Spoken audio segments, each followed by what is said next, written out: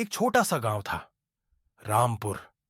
वहां सब लोग एक दूसरे के काम में हाथ बटाते थे। बस एक औरत थी जो सबसे अलग थी, सुगनी बहू। सुगनी गांव के मास्टर जी की बहू थी। पढ़ी लिखी थी, साड़ी हमेशा नीट पहनती।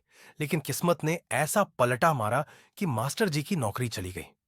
अब घर में आमदनी का कोई साधन नहीं रहा। सुनिए जी, अब या तो भूखे मरेंगे या कुछ करेंगे। अरे बहू, तुम क्या करोगी? जो गांव वाले खाते हैं वही बेचूंगी। मछली और चावल। अरे बहू, तू मास्टर की बहू होकर मछली बेचेगी? क्यों नहीं? काम छोटा बड़ा नहीं होता, नियत बड़ी होनी चाहिए। अगले दिन सुबह सुबह सुगनी बहू हाथ में टोकरी लेकर निकल पड़ी। टोकरी में थी गर्मा-गर्म चावल की खुशबू और ताजी मछलियां। पहले दिन लोग हंसने लगे। अरे देखो, मास्टर की बहू मछली बेचने निकली है। कोई बोला। अब तो गांव की इज्जत चली गई।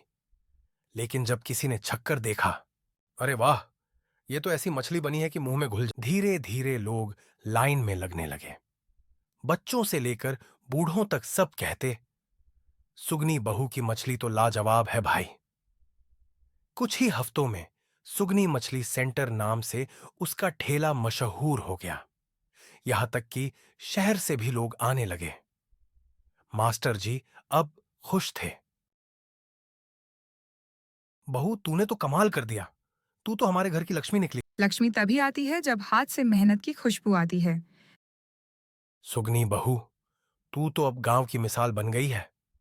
औरतें अब तुझसे सीख रही हैं कि इज्जत मेहनत में है, काम में नहीं। सुगनी मुस्कुराई और बोली। जिस घर में हिम्मत होती है वहां कभी भूख नहीं टिकती।